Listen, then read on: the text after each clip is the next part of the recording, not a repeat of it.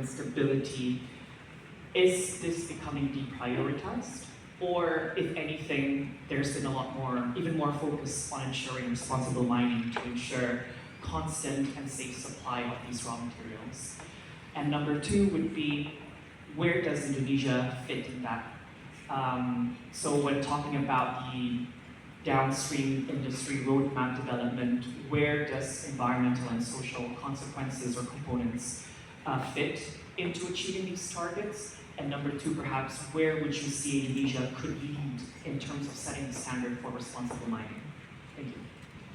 Okay, thank you for laying out a range of topics and clearly articulating that. ESG is obviously, and ESG compliance is a huge topic which faces the mining industry globally. I don't think the issues are unique to Indonesia, and there's a lot of development work that's been done around various global standards to help companies manage their ESG compliance. And I know that many of the sort of major producers in Indonesia have very clear ESG guidelines and attempt where possible to comply with the global standards.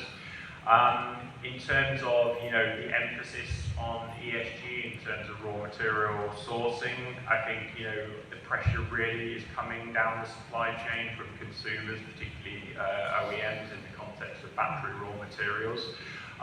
They have very rigorous requirements for ESG compliance, and they do a lot of, in my experience, due diligence across their supply chain. So in terms of the importance that's been placed on ESG, I don't see that going away.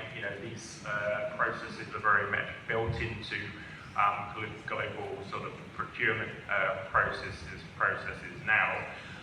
Ultimately, it's up to the mining industry, I think, to work with local communities, but also the regulatory authorities in the particular jurisdiction, and comply with government guidelines.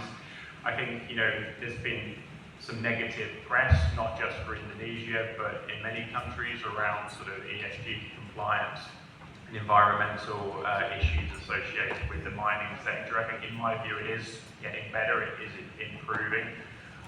It's not just about local communities, it's also about the carbon intensity of production. And again, I think Indonesia's got a clear strategy in that regard to expand its renewables, which again will contribute to supporting cleaner production of many of these raw materials. I think also it's vital that the government in countries like Indonesia clearly works with investors that are trying to come into the mining industry. It's important that those countries like China that are heavily investing in the raw materials industry globally are held to account and ensure there is compliance, despite, as you say, sort of the unsettling geopolitical backdrop. I don't really see how that really will feed through into less emphasis on ESG, to be honest.